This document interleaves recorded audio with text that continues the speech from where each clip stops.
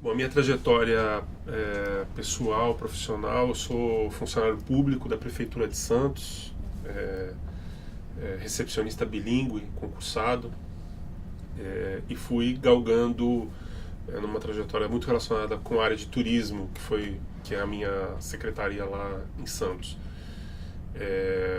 E a área de eventos, que estão muito associados, eu fui encontrando espaços aí profissionais que me permitiram avançar, seja na área mais técnica, né, da área de turismo, seja nessa área de eventos.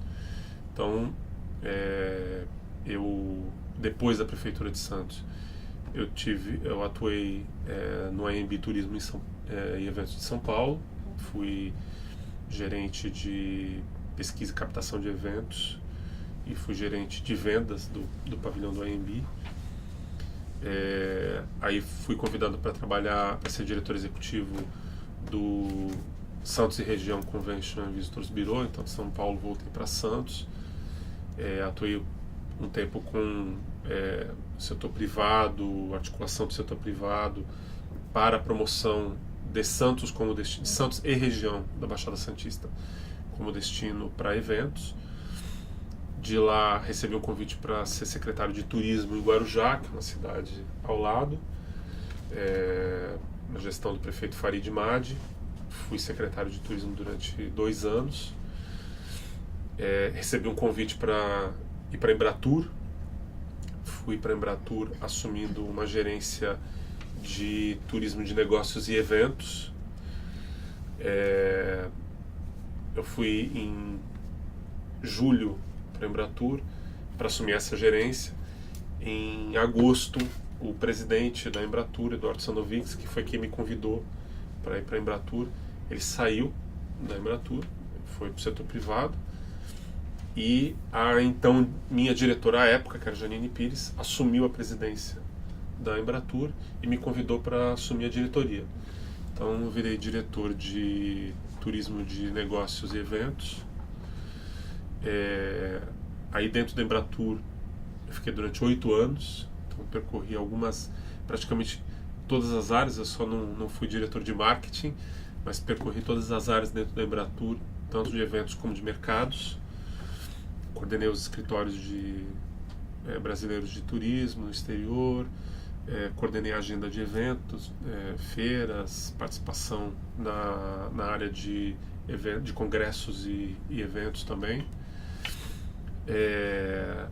Naquela oportunidade atuei nos Jogos Pan-Americanos no Rio de Janeiro, depois na própria candidatura pela Embratur, representando a Embratur, a própria candidatura do Brasil a sediar os Jogos Olímpicos e Paralímpicos Rio 2016.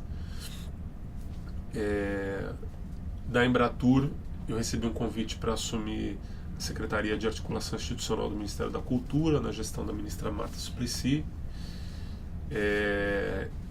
E um tempo depois eu fui convidado pela ministra para assumir a Secretaria Executiva do Ministério. Eu fui secretário executivo na gestão dela no Ministério da Cultura até abril de 2014, quando eu fui convidado pelo general Fernando Azevedo Silva, que era o presidente da APO, para assumir a diretoria executiva dele na APO. E aí na minha atuação na diretoria executiva, com a saída do general, o general foi indicado para assumir. Ele saiu da PO em fevereiro de 2015, voltou para o Exército. Ele tinha sido promovido a general do Exército, retornou para a carreira militar dele, renunciou ao mandato, e aí eu assumi, na condição de substituto dele, a posição de presidente da APO. Então, assim, de forma muito resumida, um pouco da minha trajetória, sem entrar muito nos detalhes, mas é um pouco da minha trajetória profissional. E antes de a gente entrar na PO, né, acho que talvez pudesse ser interessante a gente falar um pouco da experiência relacionada ao PAN e à candidatura, né? Então, se pudesse contar mais um pouco como é que foi a sua participação no PAN. Bom, aí detalhando um pouco mais até destacando alguns episódios nesse processo. Então, no Pan-Americano, a nossa equipe esteve envolvida com a realização da competição em si. Então, junto com o Ministério do Turismo, nós tínhamos uma estratégia de participação que envolvia tanto a praça de medalhas ali na praia de Copacabana, como o receptivo das delegações dentro da vila, com várias atividades ali relacionadas com a promoção do Brasil enquanto destino turístico. Atividades como... Atividades de receptivo, distribuição de material, informações turísticas. A gente deu suporte para o comitê do organizador do Pan-Americano no receptivo mesmo aos atletas dentro da vila, com distribuição de material, veiculação de vídeos, material promocional do Brasil mesmo. Né? Em relação à candidatura dos Jogos Olímpicos, nós também demos suporte na preparação de capítulos específicos do caderno, também junto com o Ministério do Turismo, preparação de capítulos específicos do caderno de candidatura. Nós montamos a Casa Brasil em Pequim, que era uma etapa da candidatura anterior à escolha. Então foi uma parceria com o Comitê Olímpico do Brasil, onde eles fizeram a alocação do espaço, e nós montamos um ambiente dentro da casa, que foi um ambiente onde era a oportunidade de promover o Brasil como destino turístico, de promover a candidatura dos Jogos e também atuar ali no receptivo tanto a público em geral como a públicos selecionados para coquetéis ou atividades dentro da Casa Brasil. Então a gente esteve responsável tanto pela montagem da casa como com todo o suporte na operacionalização da Casa Brasil lá em Pequim. E essa Casa Brasil de Pequim, ela guarda algumas semelhanças com a Casa Brasil que a gente tem hoje, ou com a Casa Brasil que teve em Londres? Eu não sei se... Guarda semelhanças. Ela era menor, né? Ela era mais... o investimento que a gente fez naquela época era muito mais focado em promover a candidatura em si. Então, ela foi realizada dentro de um hotel em Pequim. Ela estava muito focada no Rio de Janeiro, então a ambiência era uma ambiência de Rio de Janeiro, mas era o mesmo conceito assim de atividades mais lúdicas para o público, ambientes onde você pudesse fazer encontros, onde pudesse fazer apresentações, onde pudesse receber os medalhistas brasileiros em Pequim para receber imprensa. Então, ela, do ponto de vista conceitual, era muito parecido, mas ela era bem menor. Essa ambiência de Rio de Janeiro é o quê? Praia? A gente tinha dois ambientes. Um era a praia de Copacabana, o calçadão de Copacabana.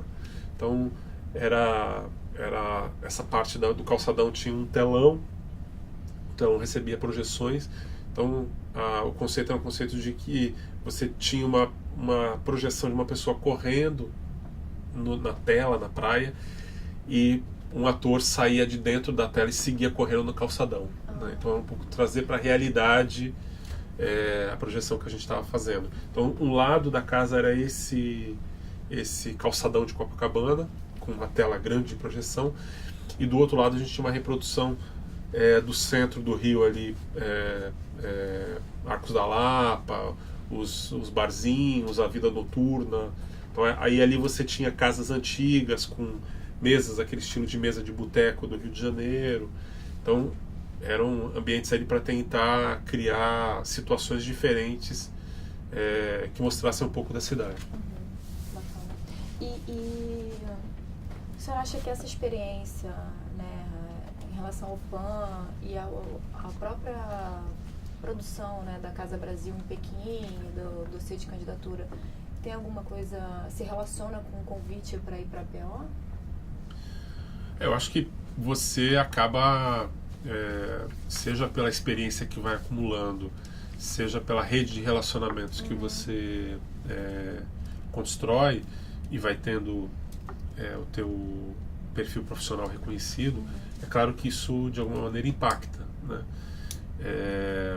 Impacta tanto para o convite para vir trabalhar nesse processo todo de governança e da organização dos jogos, como também impacta pessoalmente pela bagagem que eu carrego e pela minha percepção de ter o know-how, ter o conhecimento necessário para poder contribuir para o processo, poder ajudar na evolução desse processo. Eu acho que sim. Porque acaba sendo um perfil muito específico, né? Trabalhar com grandes eventos, né? Mega eventos e esportivos, né? Então... acho que tem um grupo grande de pessoas no Brasil, tanto no governo como na sociedade, iniciativa privada, que foram arregimentados nesse processo, né? Foram envolvidos nesse processo, que é um grupo grande hoje, eu diria, que tem muito know-how para mostrar a sua experiência em organizar eventos desse tipo. Acho que a gente vivenciou situações aqui que nos permitiram exercitar nosso poder, nossa capacidade de criatividade ao limite, né? Então eu acho que esse grupo é um grupo com um conhecimento grande para orientar tanto no Brasil outras oportunidades, outras situações onde você tenha grandes eventos ou eventos com uma natureza mais complexa, como é a Olimpíada. É claro que não tem comparação com outros eventos internacionais. Acho que esse é o evento mais complexo em termos de organização, mas eu acho que a partir desse evento você tem capacidade e know-how para oferecer conhecimento para muitas outras situações. Marcelo, a experiência do PAN e da Copa do Mundo deixaram aí lições que foram discutidas e levadas adiante aí na organização das Olimpíadas? Acho que deixaram lições importantes, né? Eu diria que em termos de governança a gente não tem ainda um modelo ideal de governança para adequar a nossa realidade, né?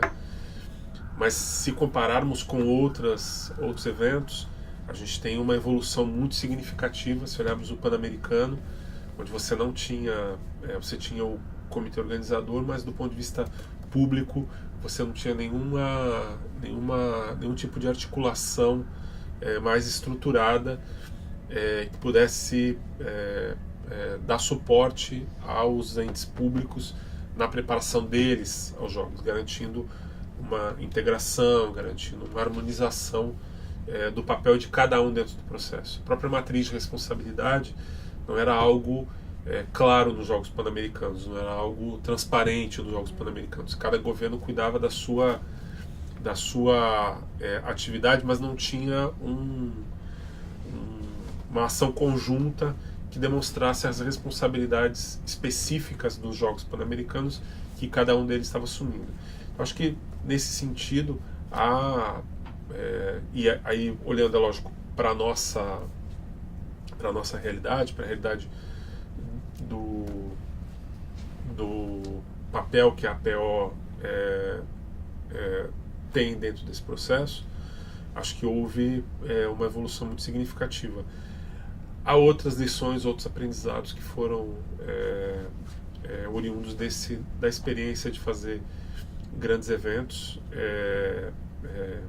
tanto na organização, como na comunicação, como na articulação mesmo entre os vários atores envolvidos, e é absolutamente perceptível a evolução que nós temos em termos de organização, desde o Pan-Americano até os Jogos Olímpicos. A gente queria falar sobre o contexto mesmo do convite para o senhor assumir a direção executiva da PO. Poderia te contar um pouco? Bom, na verdade o general, eu não conhecia o general, né? Eu era secretário executivo no Ministério da Cultura mas o general recebeu a indicação do meu nome como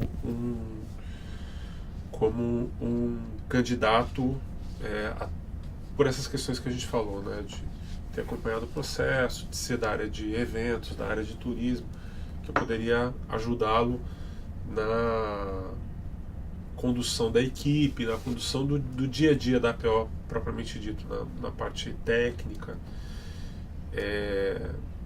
Eu confesso que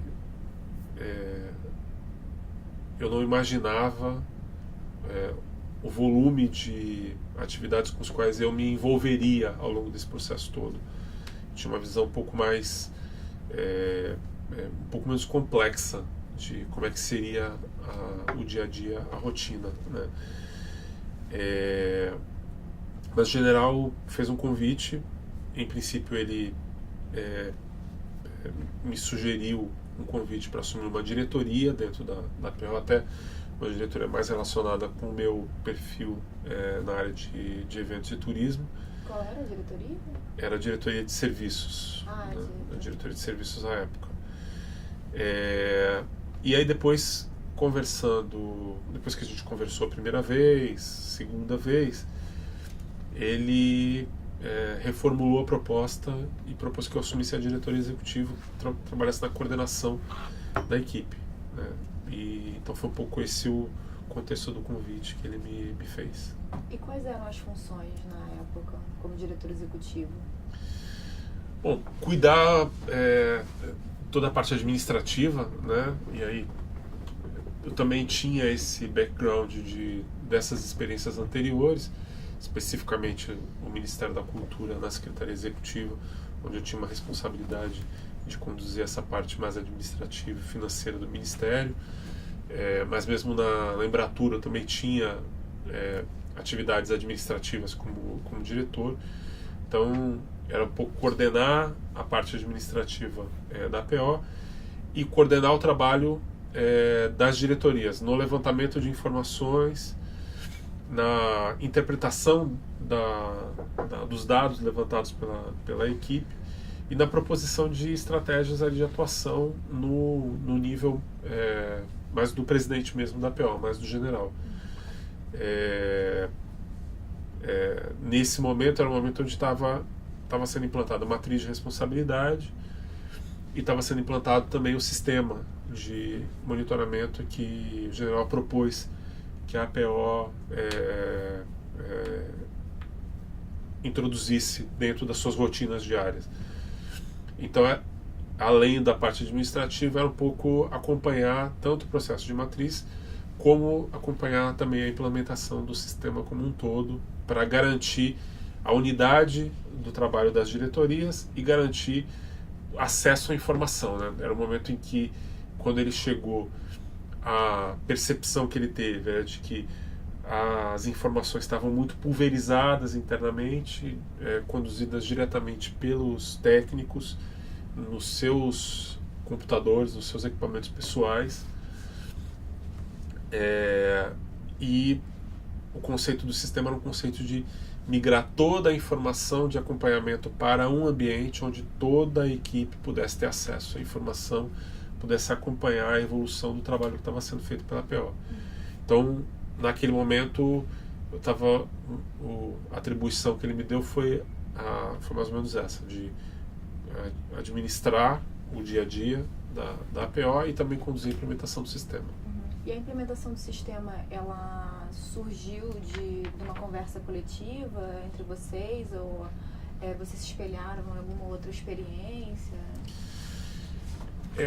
A proposta do sistema foi uma proposta que surgiu de algumas frentes de trabalho que o general propôs quando ele chegou, algumas frentes de trabalho para desenvolver elementos que eram elementos-chave no processo de reestruturação da APO, né? Ele era o processo ao qual ele se propôs. Então, a matriz de responsabilidade não estava ainda lançada, não estava definida, então criou-se uma frente de trabalho para a matriz e uma frente de trabalho para reestruturar a APO como um todo. a partir deste trabalho, do trabalho desse grupo, surgiu a necessidade de propor uma sistemática de trabalho, uma mecânica de trabalho que afunilasse o volume de informações que existiam na APO, que era um volume de informações muito grande, para uma avaliação de risco que permitisse à APO ter capacidade de propor, a partir da identificação de riscos potenciais, medidas à governança que mitigassem ou que atuassem para reduzir a possibilidade desses riscos se concretizarem, né? Então, esse grupo de reestruturação pensou a reestruturação já sob a ótica da implementação do sistema. Então, a gente, naquela oportunidade, tinha 3 diretorias: uma diretoria de infraestrutura, uma diretoria de mobilidade e uma diretoria de operações e serviços. A lógica dessa reestruturação previa que estas diretorias atuariam em campo buscando informação, os técnicos lançariam informação no sistema, fariam uma avaliação de risco dos temas que eles estavam acompanhando, apontariam para cada tema qual o risco, qual a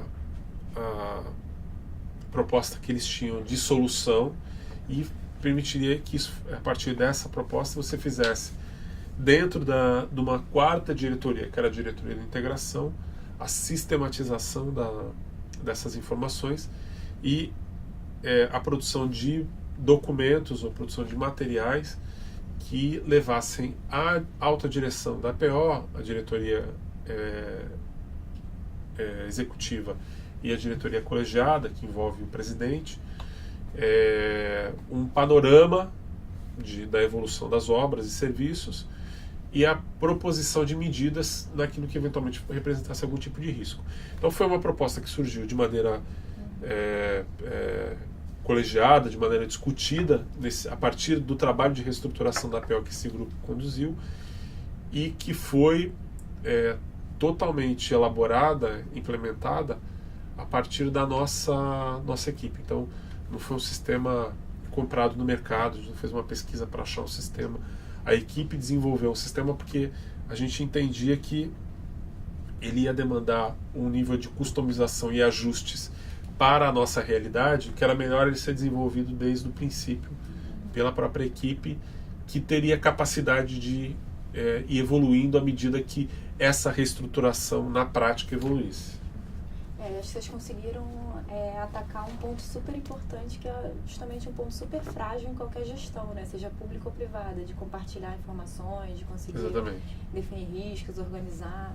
E no projeto desse tamanho, se você não tiver uma maneira de estabelecer marcos de acompanhamento que te permitam identificar se está havendo evolução ou não está, e trabalhar no nível mais estratégico.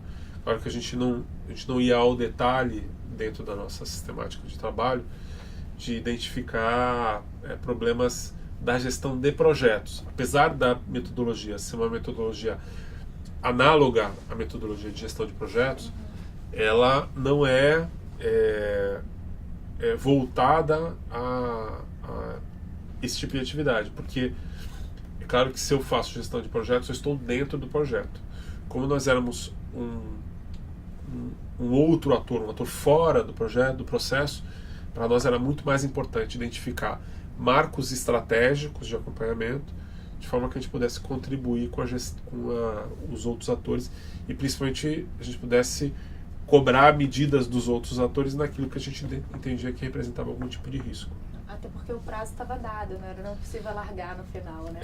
Às vezes a gente consegue. É uma lógica que muitas vezes na gestão pública no Brasil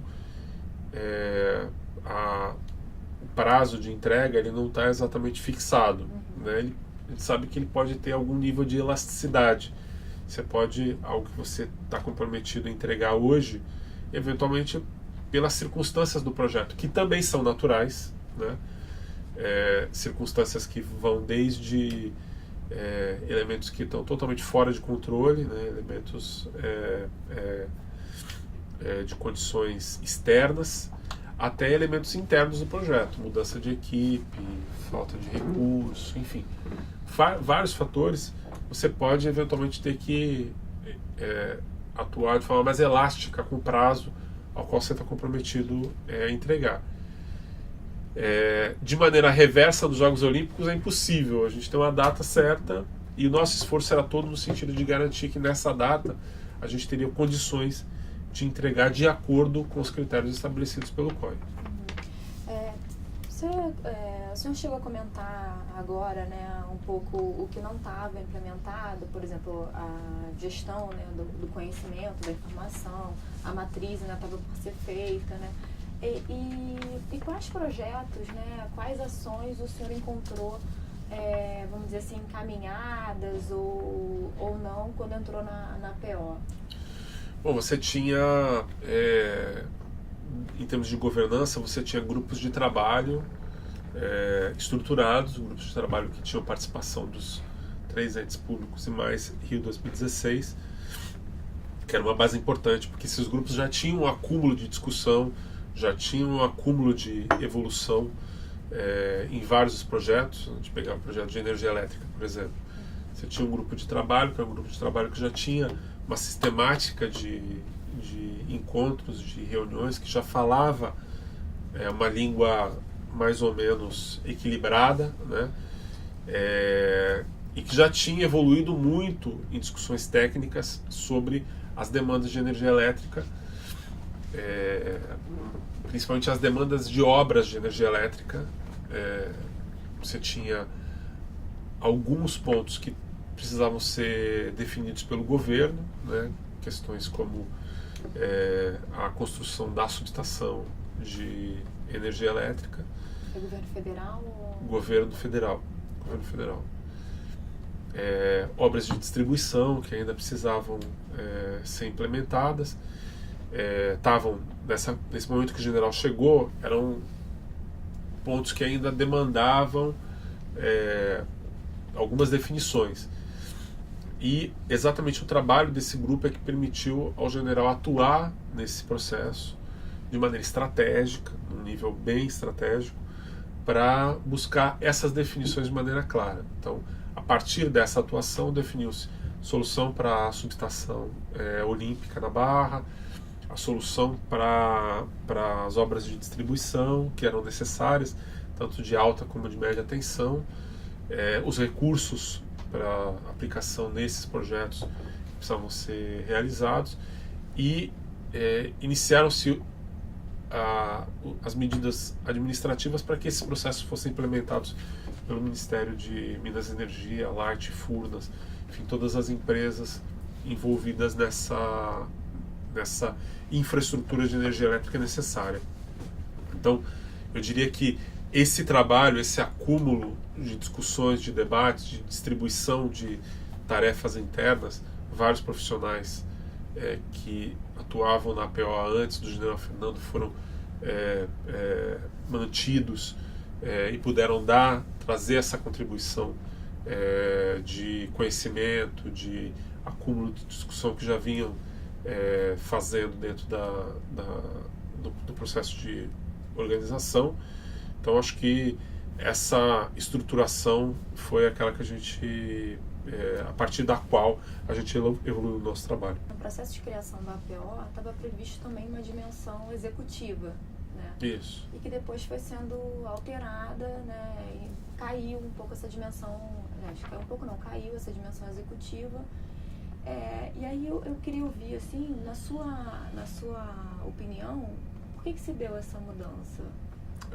Sim, há a gente está falando de entes políticos, entes públicos que atuam numa esfera política, né? Essa esfera política, ela produz um debate interno, né? Muitas vezes visões antagônicas do processo, e exatamente a partir do debate, a partir da exposição dessas visões, a partir de uma discussão, que é uma discussão muitas vezes de de bastidor mesmo do debate, você vai evoluindo na proposta e encontrando mecanismos que sejam mais adequados aos interesses envolvidos, mais adequados à melhor forma de você implementar um programa como esse, né? Então, acho que houve uma proposta inicial, cara, uma proposta muito ampla, né? Bastante ousada, eu diria, porque você propunha a constituição de um ente que reuniria os 3 entes federativos, coordenaria o trabalho dos 3 entes federativos, mas não coordenar no sentido de que ele ia se sobrepor aos 3 entes, mas sim atuar como um representante dos 3 entes na condução do processo de preparação, e seria responsável, inclusive, pela implementação de várias das obras necessárias para essa implementação.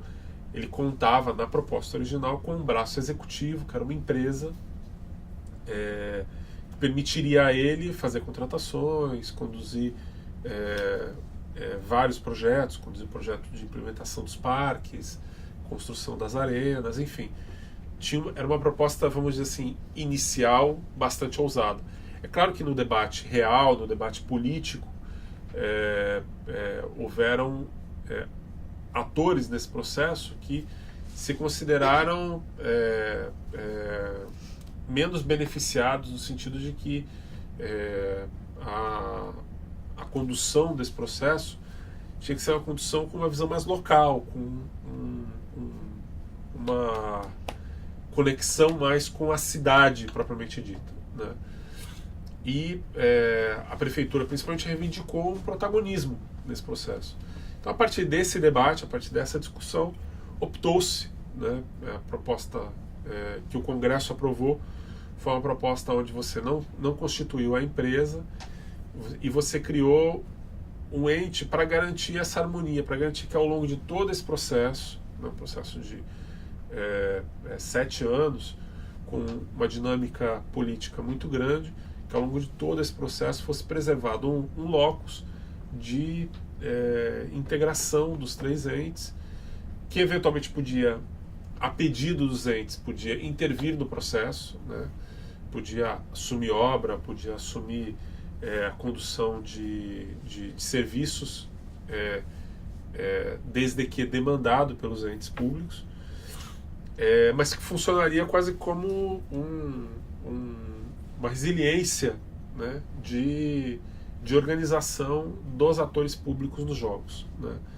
Então, acho que esse foi o espaço que foi possível na discussão política de ser constituído, entendendo que, a partir dessa organização de governança, os próprios entes públicos iriam diretamente conduzir suas responsabilidades. E aí, entendendo suas responsabilidades, a maior porção em termos de obras, em termos de implementação de projetos, era da prefeitura, né? A prefeitura propôs...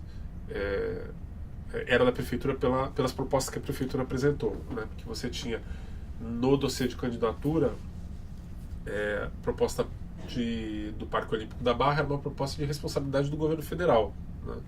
Mas a prefeitura ofereceu uma alternativa, que era uma alternativa viável, uma alternativa que construiu a base para você garantir uma participação privada expressiva no projeto, ainda que nas obras que são aquelas obras exclusivas para os jogos, mas ainda que obras exclusivas para os jogos, obras que originalmente eram de responsabilidade de atores públicos, fossem assumidas pelo setor privado, né? Então, a partir dessa proposição da prefeitura, o Parque Olímpico deixa de ser uma responsabilidade do governo federal e passa a ser uma responsabilidade da prefeitura. Então, a prefeitura construiu alternativas para a implementação daquilo que eram os compromissos assumidos com o Comitê Olímpico Internacional e ganhou um protagonismo na na condução das obras e da implementação dos projetos em si. E coube à APO atuar num drive mais de integração entre os entes e quase como uma resiliência para a atuação dos entes naquilo em que os entes entendessem que não conseguiriam ou não teriam como entregar, né? E a gente consegue mapear pela imprensa, né? Eu acho que de alguma maneira se relaciona com o que o senhor acabou de contar, né? Justamente o prefeito Eduardo Paes, né? Ele fez declarações públicas dizendo que um pouco as Olimpíadas foram no Rio de Janeiro, e que a proposta da PO, enfim, uma proposta que muitas vezes é identificada como do governo federal, tirava justamente o protagonismo da prefeitura, enfim, e aí também nessas discussões foi criada a empresa olímpica municipal. Isso. Né? Do momento que o senhor entra na PO, né, vamos dizer assim, até hoje, como é que foi essa relação da PO com esses diferentes entes públicos, né? Teve alteração? Como é que foi o amadurecimento desse processo? Bom, acho que o processo foi um processo muito rico, né? Se nós primeiro olhando a perspectiva histórica, né? Um ente interfederativo, consórcio interfederativo, a lei de consórcios é de 2005, então é algo muito recente na nossa estrutura administrativa, né? E um consórcio interfederativo, ele não pode se enxergar como um quarto ente da federação, ele tem que se enxergar como um elemento auxiliar em termos de governança dos três entes federativos, né? A constituição do consórcio não retirou dos entes que o integravam a sua autonomia constitucional, né? Então, os entes continuam tendo autonomia constitucional. Para se organizar, para se integrar, para se articular, cria-se um consórcio, que é um espaço de discussão, um espaço de debate, um espaço de desenvolvimento de ações conjuntas, é um espaço para você acomodar divergências, ou para você externar divergências e buscar soluções que garantam a independência de cada um, a forma como se dá a independência de cada um dos entes, sem gerar atritos, porque esse é um processo que naturalmente ele é gerador de muitos atritos, né? Então, se você não consegue garantir uma voz única, uma mensagem única, uma integração entre os três atores que participam, é muito mais difícil, né? É muito mais que você vai permanentemente criar situações na mídia de embates entre os três entes envolvidos, né? Então, eu considero que, com todas as dificuldades enfrentadas pelo consórcio ao longo desse processo todo, elas são decorrentes de uma iniciativa absolutamente inovadora na administração pública brasileira, né? E, por inovadora, ela foi inovadora talvez no projeto mais complexo que a gente poderia ter implementado essa medida, né? E isso gera para nós erros e acertos, né? E é bom que gere erros e acertos, porque a partir dessa experiência a gente pode demonstrar que em outras situações é possível você implementar uma proposta semelhante. Lógico que numa outra situação, reiterando e reforçando os acertos e procurando evitar aqueles erros enfrentados, aqueles erros encontrados. Então, eu diria que a nossa relação com os entes nesse período, desde do momento em que o general Fernando assume a PO, ela foi evolutiva, ela foi ganhando espaço dentro da governança. Então, a forma como o general se colocou, a forma como ele buscou entender o papel da APO dentro desse processo, como auxiliar dos entes, como apoiador dos entes, foi permitindo aos entes enxergar na APO um apoio que tinha um perfil muito de se relacionar com o governo federal. Então os entes utilizaram muito a gente no relacionamento com outros atores dentro do governo federal, mas à medida em que foi evoluindo, a gente foi conseguindo encontrar formas de também atuar com os outros entes, com a prefeitura e com o governo do estado. Então, acho que foi uma evolução muito positiva de trabalho, de definição do nosso papel dentro da governança. Internamente, a gente teve que fazer uma das primeiras discussões que a gente conduziu foi o planejamento estratégico.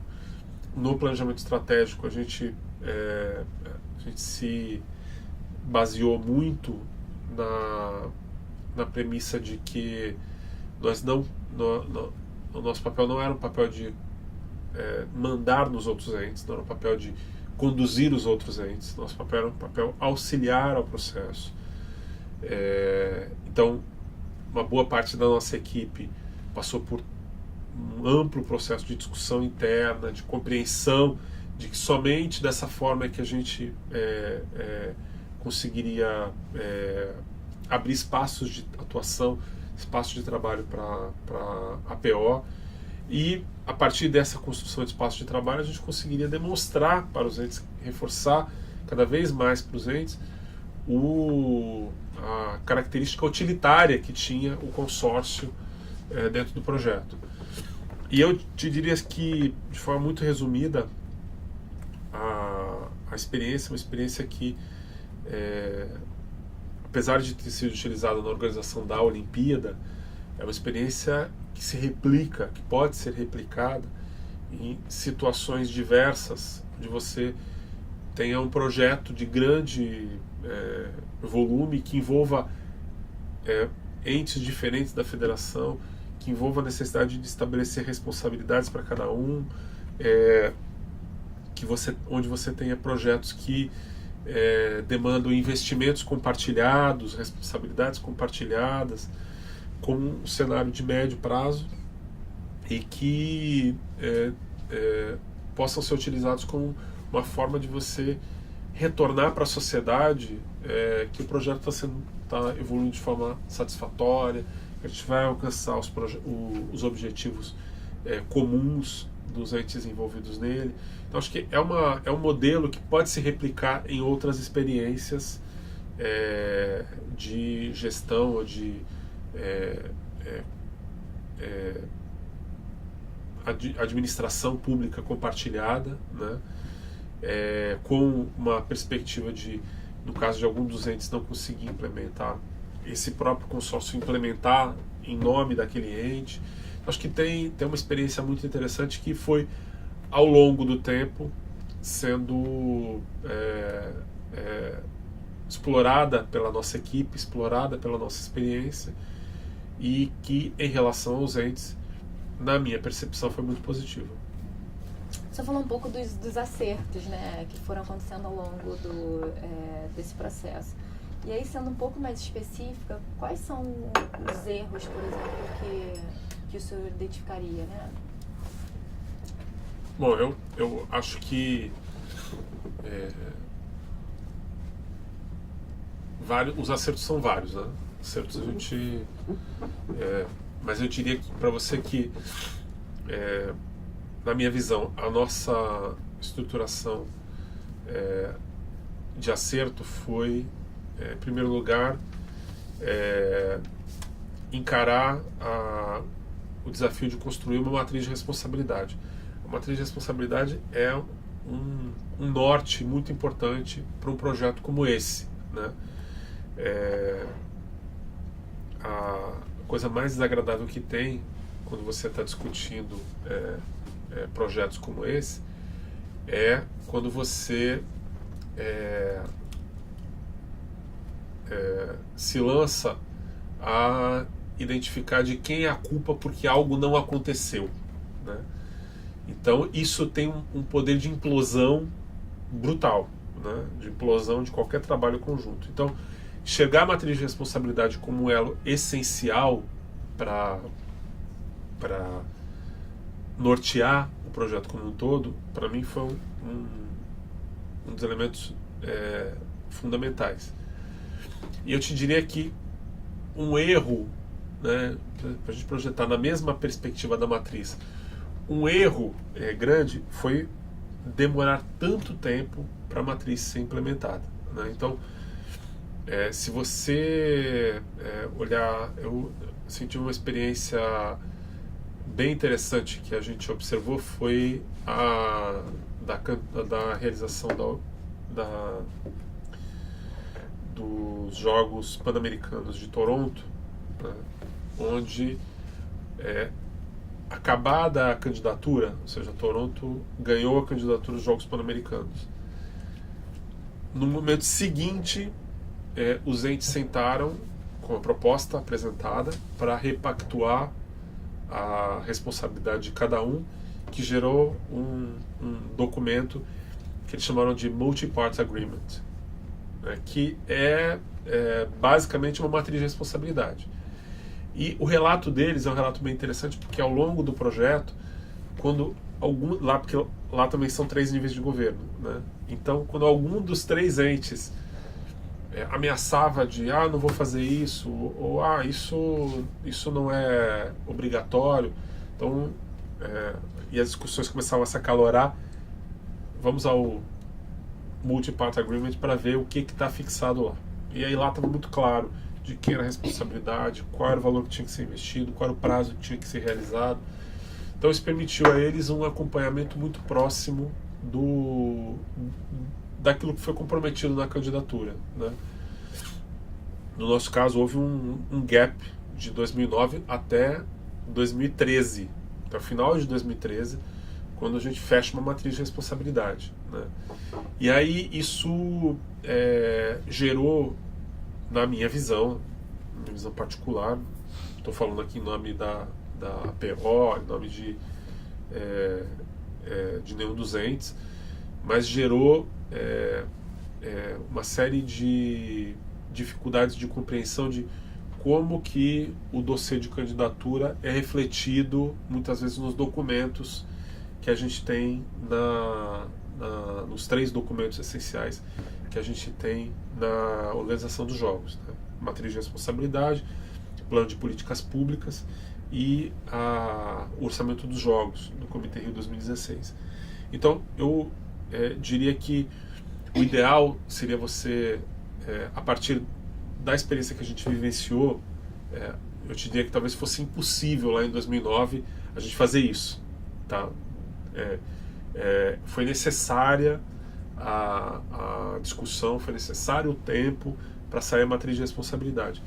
Só que hoje a gente tem uma visão que nos permite, vamos imaginar que se nós fôssemos escolhidos para os Jogos de 2028, nós teríamos condições de hoje, a partir do momento em que o país foi escolhido, você desdobrar a candidatura nos documentos de acompanhamento do processo. Acho que é acertado. Um outro acerto é a divisão entre o que é matriz de responsabilidade e o que é plano de políticas públicas, né? Porque você não pode tributar à organização dos jogos algo que tem uma perspectiva de legado em benefício de longo prazo para a cidade, né?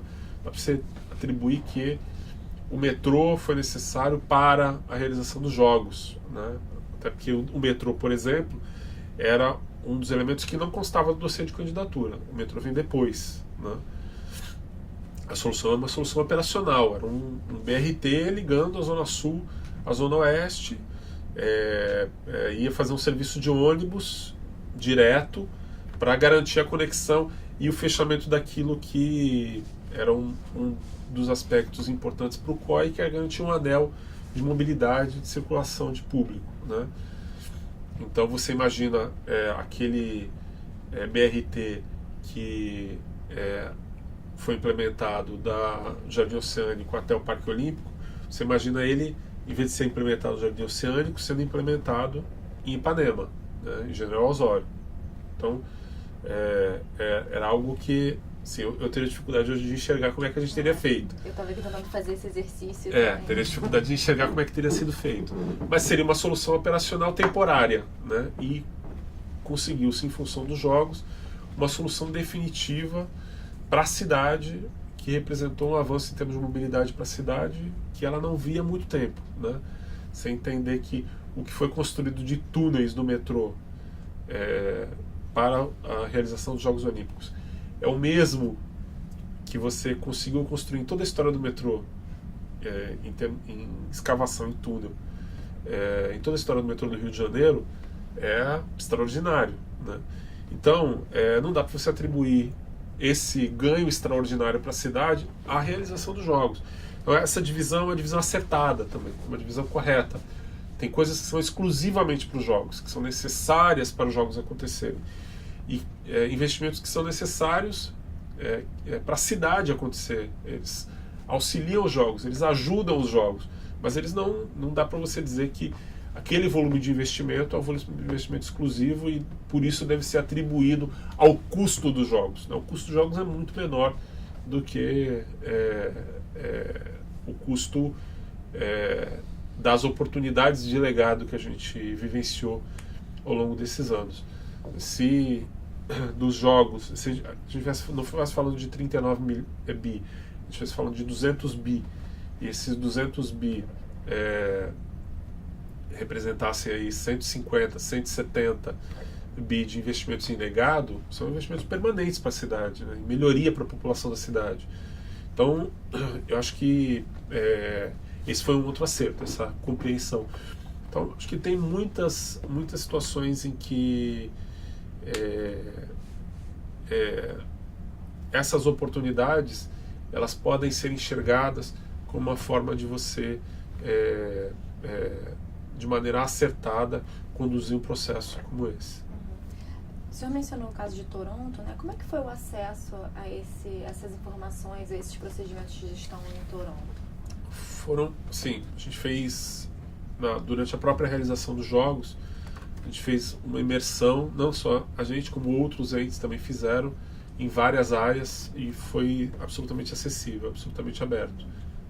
Aí em Toronto, mas também teve esse momento em Londres, por exemplo?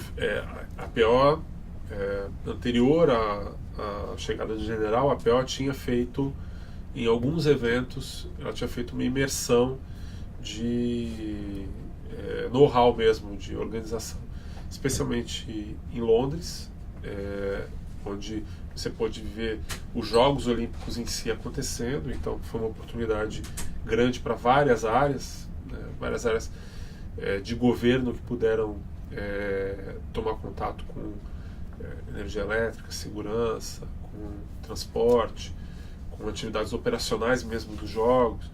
Acho que a oportunidade de Londres foi uma oportunidade muito grande, mas outros eventos também foram objeto de observação, de acompanhamento. África do Sul, a Copa em 2010, talvez não pela APO, mas por outros órgãos de governo que estavam lá e acompanharam a organização da Copa do Mundo, a Jornada Mundial da Juventude, a Rio+20, a própria Copa do Mundo no Brasil. Todos foram eventos onde foi possível você ver em organizações de maior proporção melhor forma de você conduzir determinados temas. E além de Pequim, pessoalmente, o senhor chegou aí a algum desses outros eventos, seja aqui no Brasil ou no exterior? Sim, eu acompanhei Pequim, acompanhei Copa do Mundo da África do Sul, acompanhei Jogos Olímpicos em Londres. Aqui no Brasil estive diretamente envolvido com uma parte das atividades, principalmente da Embratur, no âmbito do Ministério do Turismo, na Rio+20, e na Copa do Mundo também aqui. E aí, pensando, o Marcelo Pedroso, qual o balanço, quais foram os aprendizados que o senhor tirou desses eventos para poder realizar a gestão da construção dos Jogos Olímpicos e Paralímpicos? São, assim, é muito um aprendizado de conhecimento do tamanho dos eventos, da proporção do impacto que eles geram na cidade. A gente olhar a Copa do Mundo, tem características completamente diferentes da Olimpíada. Cada cidade é um evento que ele acontece de uma maneira diferente em cada cidade, né? Pegar a Copa do Mundo, a realidade da Copa do Mundo no Rio de Janeiro é completamente diferente da realidade da Olimpíada no Rio de Janeiro, né? O estresse que o evento causa na cidade é completamente diferente. Então acho que um pouco essa percepção organizacional do evento, da característica de cada evento, me ajudou a entender quais eram os desafios que a gente ia enfrentar aqui na organização da Olimpíada. Na maior parte desses eventos eu trabalhei, e a minha observação sempre foi uma observação voltada à minha atividade na Embratur, né? Que era uma atividade, a gente montou Casa Brasil em Pequim, mas montamos também Casa Brasil em Joanesburgo, para a África do Sul, na Copa de 2010. Montamos Casa Brasil em Londres em 2000. A Casa Brasil em Londres, a gente teve duas montagens, né? A gente ajudou na Casa Brasil, que foi organizada pelo Comitê Rio 2016, e a gente montou uma atividade específica na Embaixada do Brasil, né? Então a gente tinha muita atividade, muitas coisas acontecendo com programação em Londres. Mas o nosso olhar era um olhar sempre pela Embratur de aproveitamento de um evento internacional para promoção de destino, né? Para promoção de destino turístico. Então a gente já tinha feito em 2009 uma imersão na experiência da Alemanha, né, na Copa do Mundo de 2006, e eu diria para você que para mim pessoalmente essa imersão foi uma imersão que claramente demonstrou a oportunidade que você tem com eventos dessa natureza, que são eventos internacionais, com cobertura de mídia muito intensa, né? E que não se restringem uma mídia que não se restringe a cobrir o evento em si, mas ela cobre outras áreas, outros setores, né? Se pegar uma Olimpíada, não vem só comentaristas esportivos, não vem só jornalistas esportivos. As emissoras normalmente montam equipes que vão desde os esportivos até variedades, cultura, e cada jornalista, ou comentarista, ou profissional de uma dessas áreas procura associar o evento, óbvio, que é o grande tema, mas trazer algo do país, né? Então, uma grande janela para você, em termos de conteúdo, mostrar a mensagem que você quer mostrar, né? Claro que essa cobertura ela não é só feita de aspectos positivos, ela é feita de aspectos negativos, né? E a grande maioria das vezes ela é mais feita de aspectos negativos do que de positivos. A gente costumava dizer, a partir dessa experiência que a gente observou na Alemanha, que a gente não deveria se preocupar com a agenda negativa, porque ela se constrói sozinha. A gente tem que se preocupar com a agenda positiva, porque a agenda positiva ela demanda um esforço maior de produção de conteúdo, de identificação de mensagem, o que a gente quer comunicar, o que a gente quer falar sobre o nosso país, para que você consiga aproveitar esses espaços todos de mídia, né? Então, acho que a minha observação, eu te diria que do ponto de vista profissional, aquilo que para mim é sempre um elemento que tem um componente motivacional maior, é sempre esse aspecto de que forma aproveitar um evento desses para, em termos de turismo, olhando para a minha área mais específica, construir uma oportunidade de projetar uma imagem que talvez a gente não perceba agora, a gente não vai ver agora, a gente não vai conseguir no cenário talvez dos próximos 5 anos enxergar de forma clara, mas algo que a partir dos próximos anos introduza novos componentes de imagem do Brasil, né? Se a gente olhar a nossa imagem no exterior, é uma imagem muito associada a uma característica mais lúdica, vamos dizer assim, né? O Brasil do samba, do carnaval, o Brasil do futebol, que projetaram o Brasil, se pegar da metade do século XX para frente, projetaram o Brasil, foram as imagens projetadas do Brasil para o mundo, né? E que são elementos muito positivos, porque mostram um país alegre, um país positivo, um país otimista, né? Um país lúdico mesmo, né? Então não é em absoluto uma característica negativa, é uma característica que a gente deva negar, a gente deve querer mudar. Diferente talvez de outros países que sediaram eventos como esse, que tinham componentes negativos de imagem que eles queriam desconstruir, né? No nosso caso, a gente não quer desconstruir nossa imagem, a gente tem que incorporar novos elementos à nossa imagem, né? Então, partindo desse princípio, a cultura, né, do samba e do carnaval, ela tem que ganhar a dimensão que o nosso país tem, né? O samba e o carnaval são características muito fortes do país, mas é um país com uma cultura absolutamente rica e diversa, né? De norte a sul você vai ver manifestações culturais e populares de uma riqueza extraordinária, né? Então você tem que ampliar esse leque, mostrando que existe variedade, diversidade cultural. Do ponto de vista natural, o país também tem uma variedade, uma diversidade. Olhando a nossa matriz turística, né? O nosso país não é um país que oferece só sol e praia, oferece milhares de outras coisas, oferece cavernas, oferece montanhas, oferece opções de ecoturismo para os mais variados gostos, desde o cara que quer conhecer a Amazônia, o cara que quer conhecer o Pantanal, e entender que são ecossistemas completamente diferentes, né? Então essa riqueza natural e cultural são elementos muito importantes da gente projetar.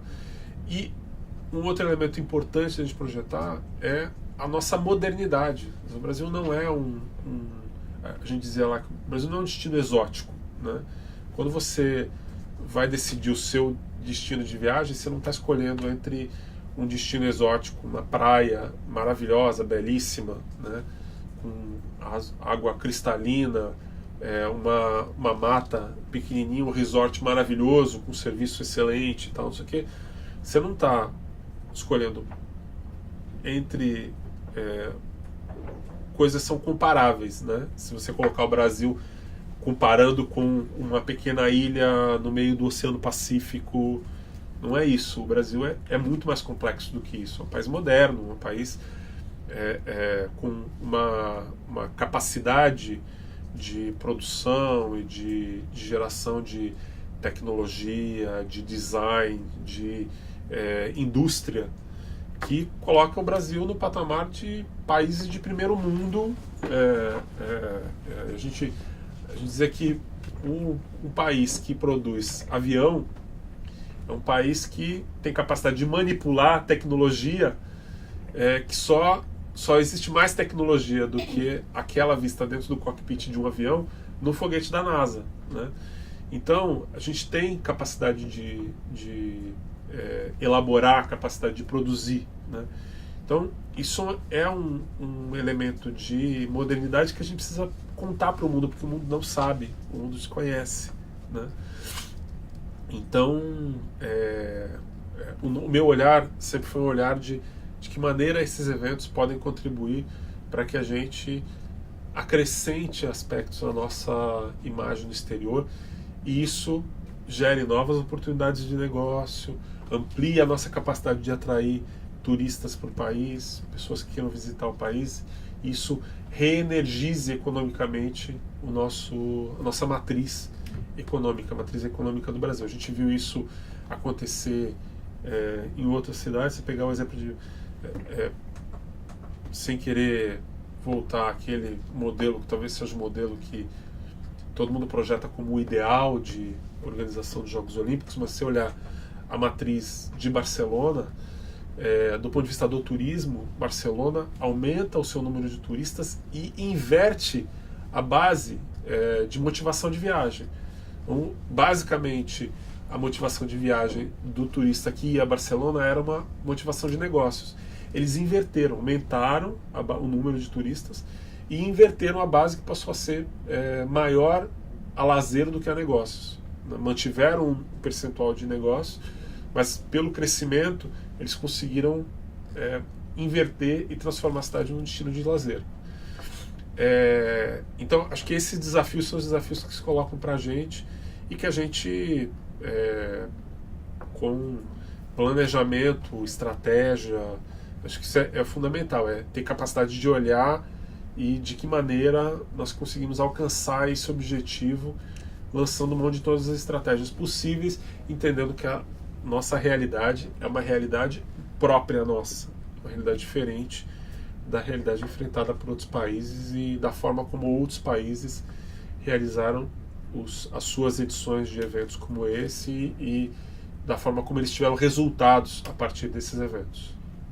Esse ponto, né, assim, de quais elementos a gente vai agregar ao nosso cardápio, né, para o mundo, é um ponto super interessante se a gente pensar os Jogos Olímpicos e Paralímpicos, e que nem sempre é devidamente explorado, né? Aí, assim, tentando focar um pouco nesse aspecto, né, do ponto de vista da APO, como é que a gente pode concretizar a tentativa de implementar essas iniciativas, né? Assim, por exemplo, assim, mostrar um país moderno, mostrar a diversidade cultural. Agora, na gestão da APO, na gestão dos Jogos Olímpicos, não necessariamente só da APO, né? À medida que a APO acompanhou tudo, como é que a gente pode ver isso concretizado? Eu diria que, é claro que a nossa responsabilidade nesse caso é uma responsabilidade subsidiária. A gente não está diretamente na condução dos temas de comunicação de governo e tal. Mas eu sempre coloquei como um elemento do nosso trabalho que dialoga com esse objetivo, que dialoga com o alcance dessa dimensão de imagem, um dos elementos que o elemento que está no nosso objetivo, está no objetivo da lei para a APO, que é a entrega dos jogos. Quer dizer, nós ganhamos a candidatura lá em 2009 porque, de alguma maneira, foi evidenciado pelo acúmulo dos eventos anteriores e pela própria realização dos Jogos Pan-Americanos. Se olhar a realização dos Jogos Pan-Americanos no Rio em 2007 e comparar com edições anteriores dos Jogos Pan-Americanos, a edição do Rio de Janeiro foi um upgrade na organização, exatamente para dar uma sinalização de que nós tínhamos capacidade não de fazer um evento quase que colegial, né? Um evento descomprometido com alguns elementos essenciais do olimpismo, da organização dos Jogos, né?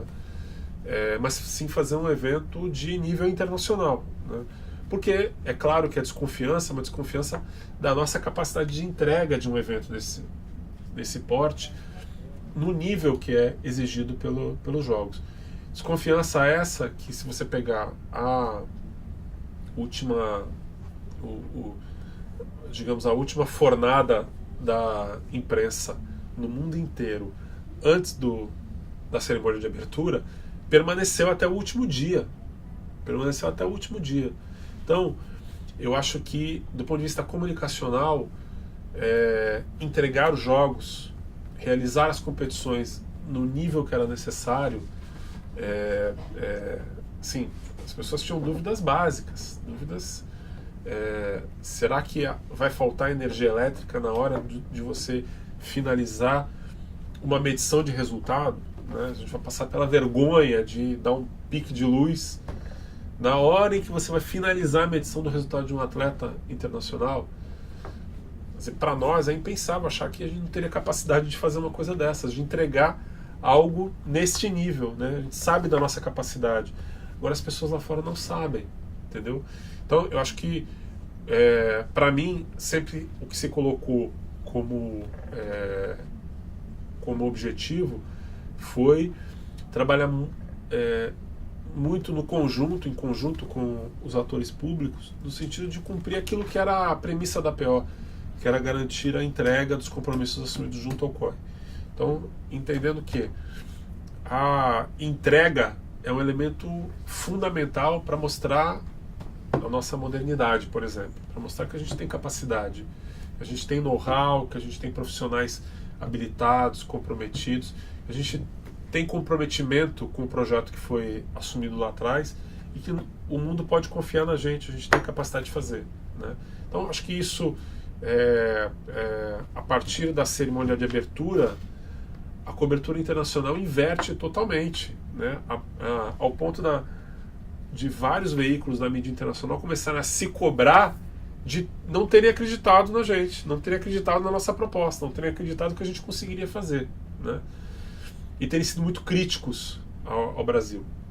A gente teve veículos da imprensa lá atrás, lá em 2013, chegaram a sinalizar que o Brasil deveria abrir mão deveria propor ao COI abrir mão de competições como hipismo, como tênis, como golfe, porque nós não tínhamos tradição, né? Então nós não íamos conseguir realizar essas competições. E Marcelo, e como que o COI se comportou nesse cenário de desconfiança? O COI, acho que de maneira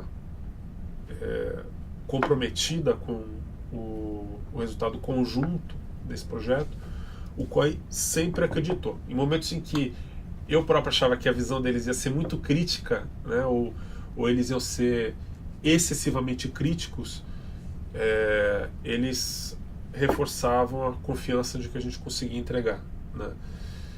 E acho que, inclusive, essa confiança que o COI foi passando para a gente foi fundamental para nos reenergizar, enquanto grupo de trabalho responsável pela condução do projeto, né? É claro que, com as áreas técnicas do COI, nós tínhamos milhares de embates, tínhamos milhares de discussões. O dia a dia era um dia a dia normalmente mais tenso, assim, pelas cobranças e pelo nível de acompanhamento que eles fizeram desse projeto como um todo. Mas ao final e ao cabo, a mensagem do COI, da direção do COI, a mensagem da equipe da Coordination Commission que acompanhava a realização a preparação dos jogos, onde ao longo do ano fazia várias reuniões com a gente, então era sempre uma mensagem positiva, uma mensagem de crença na nossa capacidade de entregar. Então acho que o comportamento do COI ao longo desse processo foi um comportamento que contribuiu com a confiança que as equipes tiveram de que nós conseguiríamos fazer. Agora, posso ir já? Claro. No dia a dia e nessas discussões mais técnicas, imagino, dos vários grupos de trabalho, nas várias áreas, quais foram os pontos mais sensíveis? O que rendeu mais preocupação e discussão? Bom, em termos de obras, por exemplo, para citar alguns exemplos, a gente teve a situação do velódromo, que sempre foi uma situação mais sensível, apenas para registro, né? Foi uma obra em que venceu uma empresa em recuperação judicial, né? A legislação permite que uma empresa em recuperação judicial vença uma licitação. Ela, por estar em recuperação judicial, ela tinha muita dificuldade de crédito no mercado, então fornecedores que ameaçavam não entregar a matéria-prima ou não entregar determinadas partes da obra que ela precisava para dar sequência ao cronograma dela. Isso foi impactando o cronograma de maneira sucessiva. Então, essa cobrança, por exemplo, em relação à obra do velódromo sempre foi, e foi até o último momento, foi uma cobrança muito grande, né?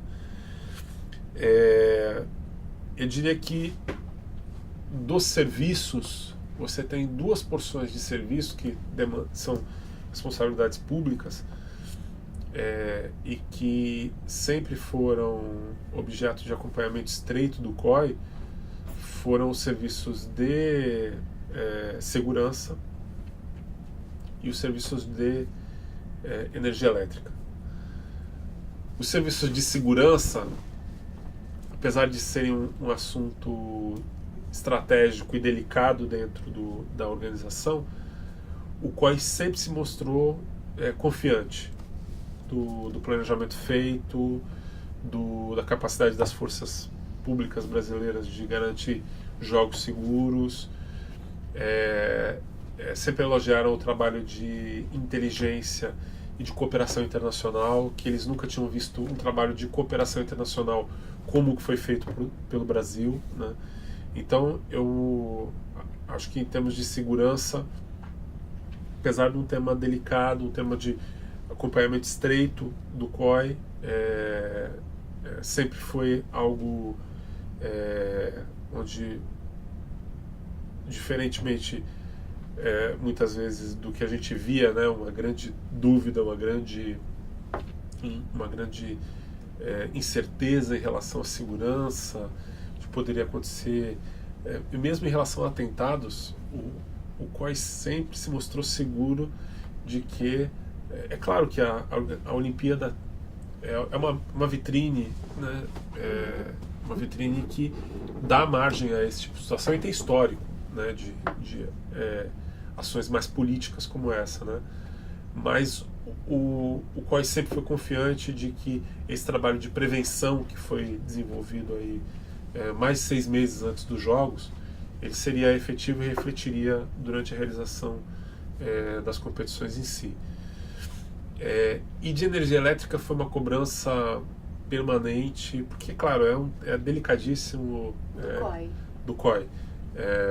Delicadíssimo. Você tem ali três pontos essenciais da organização dos jogos, que são medição de resultado, iluminação do campo de prova e transmissão de televisão, né, que não podem ter interrupção. Em momento algum você pode ter um piscar de luz, né? E fora isso você tem cargas domésticas que atendem outras áreas dentro da instalação, né? Você imagina a preocupação que é isso, né? Porque nós aqui estávamos voltados para acompanhar determinadas competições, né? Você vê as competições que mais te interessam, né? Mas o COI e a OBS tinham obrigações contratuais de transmissão de imagens, de geração de imagens, geração muitas vezes 24 horas por dia, de imagens de 45 modalidades, né? Então, se tem alguma modalidade lá que a gente acha que ninguém assiste ou que ninguém acompanha, mundo afora tem alguém acompanhando, né? Então, você não pode minimizar o impacto que tem se uma determinada competição é interrompida porque houve um problema de iluminação, seja no campo de prova, seja na medição de resultado, seja na transmissão de televisão. Então, vamos pegar o nosso caso, né? O Brasil é um país que tem uma paixão pelo futebol e que acompanha o futebol de forma apaixonada, né? Vamos imaginar uma Olimpíada realizada em outro lugar do mundo, né? E uma partida, e muitas vezes esse outro lugar do mundo nem liga para futebol, não dá a mínima para futebol. Então, para eles, talvez piscar a televisão no meio de uma partida da seleção brasileira, eles não estão nem vendo o jogo da seleção brasileira, mas a gente aqui está assistindo, né? Então, 10 minutos sem transmissão, ou um jogo à noite, 10 minutos porque o refletor do estádio apagou, e esse refletor do estádio, ele não acende, ele não é que nem a lâmpada aqui, né, que você liga e ele acende. É uma lâmpada que demora para acender, mais de 10 a 15 minutos para acender, ou mais. Então a energia elétrica sempre foi uma tensão muito grande. Eu sempre conto essa história porque eu acho que é engraçado. Eu um dia estava em casa, à noite, depois que saí do escritório, fui para casa, e tinha uma partida de vôlei feminino, eu acho. Que era Brasil e algum país que eu não lembro agora qual era. E eu estou em casa, televisão ligada, esperando aqueles minutos ali anteriores, os locutores comentando como é que o jogo ia ser, previsões do jogo e tal, não sei o quê. Minutos mesmo antes do jogo começar. E tô no telefone conversando e olhando a televisão, e dali a pouco o Maracanãzinho apaga totalmente. Apaga. O locutor que estava falando fica no escuro. Ele continuou falando, mas no escuro. Eu dei um pulo do sofá da minha casa e falei, meu Deus do céu, o que aconteceu? Já indo atrás de contactar o pessoal da nossa equipe que estava acompanhando a energia elétrica, até que eu percebo que, na verdade, fazia parte do show apagar as luzes, porque antes dos jogos eles apagavam totalmente o Maracanãzinho, e no anúncio das seleções eles faziam um jogo de iluminação com as cores do país, no escuro do Maracanãzinho, né? E eles fizeram lá o jogo de luz e tal, e acendeu o Maracanãzinho de novo. Então, essa tensão é a tensão que a gente vivenciou o tempo inteiro, né? Porque apesar da gente ter confiança no trabalho, a gente saber o que foi feito, ter confiança plena no know-how das empresas envolvidas no atendimento de energia elétrica, é algo que a gente sabe que pode acontecer, né? Pode acontecer. E o dano de imagem, se isso acontecer, é brutal. A gente falava pro grupo de energia, se a energia elétrica não for percebida nos jogos, é sinal de sucesso do trabalho de todo mundo, né? E no final, acho que o resultado alcançou esse objetivo. Isso não foi razão. Internamente, a gente lidou com milhares de situações. A gente teve várias situações que não afetaram a realização dos jogos. Por que não afetaram? Não afetaram porque foi feito um planejamento, você tinha resiliência de energia elétrica, você tinha toda uma estrutura que foi preparado, um investimento que foi feito para garantir que qualquer situação a gente conseguiria atender plenamente dentro dos padrões que o COE exigia. Então é muito gratificante você, no final, ver que o planejamento foi a chave para que de fato tudo acontecesse dentro do esperado. Voltando um pouco mais pro dia a dia da PO, mas foi uma tortura. A cobrança e a pressão que a gente recebeu até o final, de todos os níveis que você possa imaginar, de todos os níveis que você possa acreditar. Muito porque eles têm uma experiência grande em fazer isso no mundo inteiro, né? E eles têm uma consciência de que essa parte dos jogos é uma parte que dialoga diretamente com o produto principal do COE, que é a organização das competições, né? Então foi uma pressão muito grande, mas novamente entregar dentro do que eles necessitam é essencial para cumprir esse objetivo maior, que é mostrar que nosso país estava preparado para isso. Me ocorreu aqui uma questão, essa pressão ela vinha diretamente do COE ou também era compartilhada, vamos dizer assim, com o Comitê Rio 2016? Na verdade, o comitê recebia a pressão, né? E repassava, né? recebeu uma pressão muito forte do COI. Mas no caso de energia elétrica sempre foi muito compartilhado. Então, eu próprio, no período imediatamente anterior aos jogos e durante os jogos, a gente tinha conversas diárias com a equipe técnica do COI para avaliar episódios que tivessem acontecido durante o dia, para propor medidas.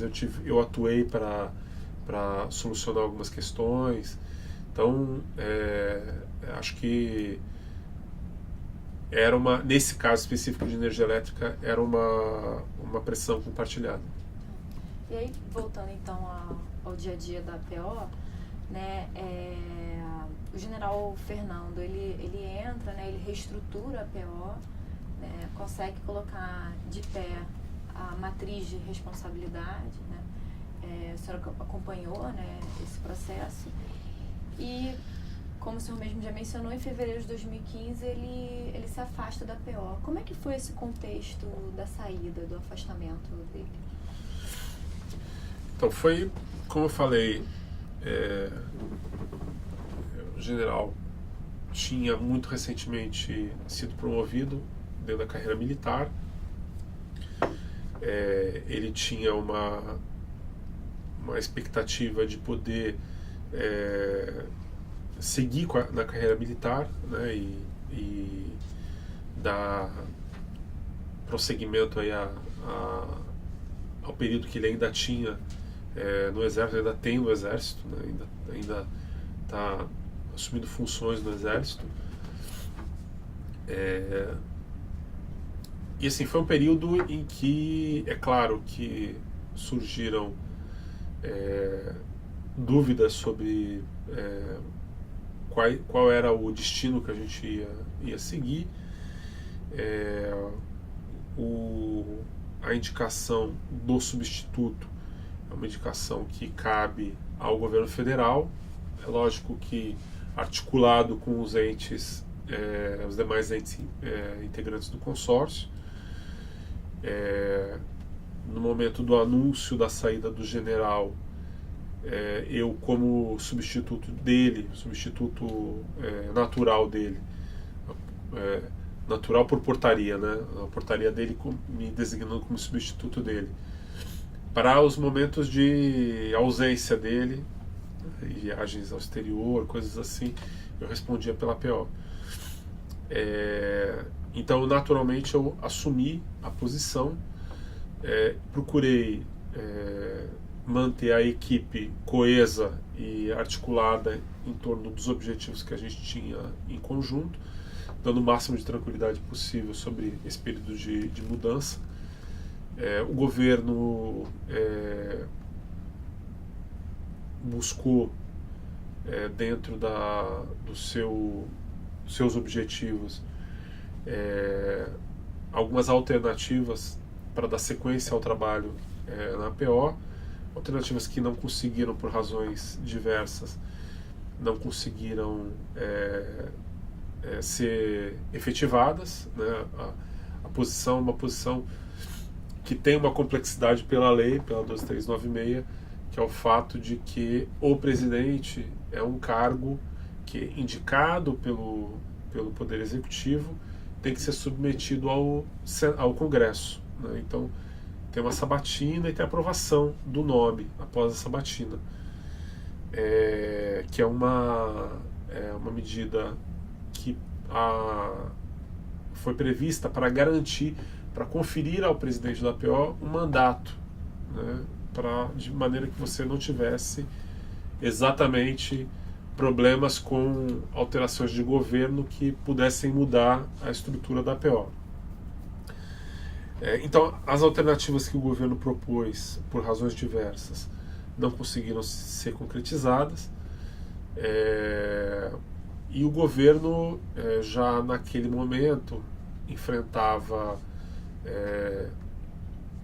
turbulências dentro do Congresso, enfrentava dificuldades dentro do Congresso, e os indicativos que eu recebi é de que eu deveria dar sequência ao trabalho, deveria dar seguimento, as atividades da APO, independentemente da possibilidade de, em algum momento, surgir um nome definitivo para assumir a presidência da APO, com a condicionante de que isso aconteceria no momento em que essas dificuldades no Congresso, dificuldades nas políticas, fossem superadas, né? O que foi o que a gente não viu acontecer, né? Então, isso, de alguma maneira, conduziu o processo para que eu ficasse até esse momento, né? Não, nosso dia a dia, isso não afetava, né, as relações, porque é claro que administrativamente, financeiramente, investido no cargo de presidente, ainda que substituto, todas as atividades tinham segmento, tinham plenitude. Então, em algum momento, o governo entendeu que isso não era mais prioridade, ou seja, ter um substituto para o general, definitivo para o general, não era mais prioridade, a gente conseguia tocar a nossa vida e foi o que fez eu chegar até esse momento como presidente substituto da APO. E quando, durante o mandato, né, do general Fernando, ele já tinha dado indicação de que ele estava ali temporariamente? Já teve alguma preparação nesse sentido? Não teve. O general sempre teve à frente da nossa equipe, sempre liderou o nosso processo. Em momento algum ele sinalizou, quer dizer, ele até sinalizava que o período dele era um período que ia até mais ou menos a realização dos jogos em si, que depois disso ele deveria se afastar para voltar à carreira militar, mas aí ele precisou antecipar o retorno dele. E um pouco quando o senhor assume a presidência, né, efetivamente, com a saída do general Fernando, tinha uma matriz já colocada, e quais eram os próximos desafios, assim, como é que mais imediatos? A matriz aprovada já com o general já tinha recebido 2 atualizações. O general fez a atualização dela em julho de 2014 e janeiro de 2015. A primeira foi de janeiro para fevereiro de 2014. A primeira foi de janeiro, final de janeiro de 2014. Então ela foi atualizada 2 vezes. O desafio era dar seguimento à atualização da matriz, incorporando principalmente, a partir da reta final dos jogos, serviços, né, que a matriz ela não contemplava ainda. Ela tinha basicamente obras, né, mas ela não estava contemplando serviços. Então o nosso desafio era de que maneira que a gente, e em que momento que a gente ia incorporar serviços que fossem serviços que se moldavam ao perfil dos projetos que deveriam ser incluídos na matriz de responsabilidade, ou seja, aqueles exclusivos para os jogos. Se a cidade não fosse sede dos jogos, não realizaria, né? Então, o meu desafio era atualizar a matriz com essa perspectiva, era dar sequência à implementação do sistema, e também no sistema incorporar serviços como elementos de acompanhamento da preparação dos jogos, e trabalhar no plano de uso de legado, que era uma das premissas da lei, como atribuições da APO, e que, obviamente, a gente só teria definições mais claras dos entes sobre o uso que eles propunham para as instalações sob sua responsabilidade mais adiante, né? Então, na minha cabeça sempre foram esses os principais elementos da estratégia nossa de atuação que deveriam ser perseguidos.